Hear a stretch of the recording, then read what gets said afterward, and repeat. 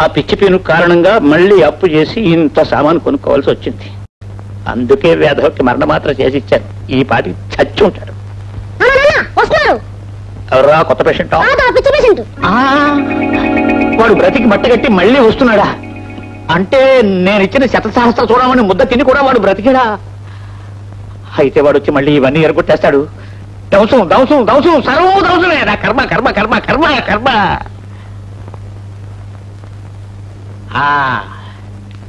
నేను కొనుక్కున్న సొమ్మును వాడొచ్చి వాడెవడు విరగొట్టడానికి నా సొమ్మును నేనే ధ్వంసం చేసుకుంటాను.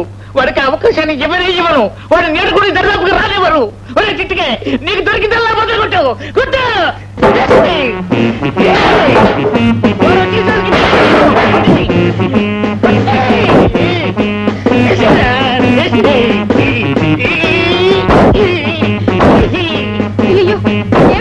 ఏమిటండి అన్యాయం?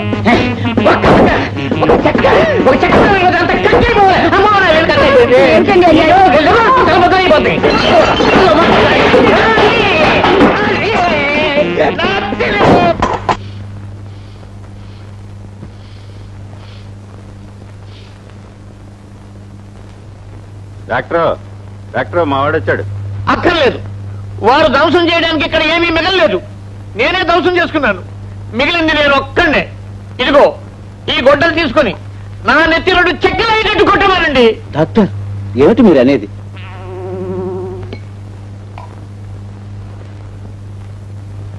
అలా చూస్తారేం డాక్టర్? నాకు పూర్తిగా నయమైపోయింది మీ దయ వల్ల. మీరిచ్చిన మాత్రముద్ద నా జీవితానికే కొత్త వెలుగునిచ్చింది. నిజంగా మీరు డాక్టర్ కాదు, నా పాలిట దైవం. ఆ పంచల సాబ్ ఎవరా బుచ్చిబాబు? అలాగే తండ్రి, తీసుకోండి దైవమా.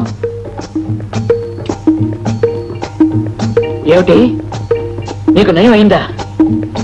నేను ఇచ్చిన మందుతో నీకు నయం అయిందా? ఉత్తి పుణ్యాన్ని సామానంతా ధ్వంసం చేసుకున్నానే, నీకు నయం అయింది. నేను నాశనం అయ్యాను. నీకు నయం అయింది. నేను నాశనం అయ్యాను. నీకు నయం అయింది. నేను నాశనం అయ్యాను. నేను నాశనం అయ్యాను. నీకు నయం అయింది.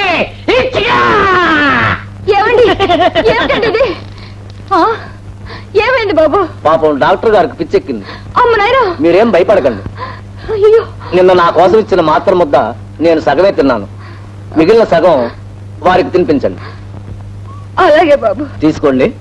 రేపు తెల్లవారకు ముందే వారిని చాప మీద పడుకోబెట్టి చీకటిగా ఉంటుంది కనుక తలవైపు దీపం పెట్టి ఇది వారికి తినిపించండి. దాంతో నయమైపోతుందండి. వస్తామమ్మా. వస్తాం.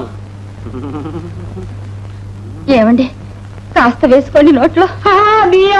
కడుపు బంగారం గాను.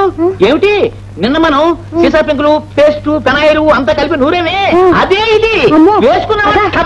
అయిపోదాం. ఇదిగో నేను ఇప్పుడు ఆడినంత నాటకం. ఇలా చూడు, వాడు నయమైందని చెప్పినా వాడిని నమ్మకూడదు. ఈ గోడ ఆ గోడ పైన మిద్దె అంత కూల్చేసి వాళ్ళు చంపేస్తాడు. అందుకే పిచ్చి పట్టిందని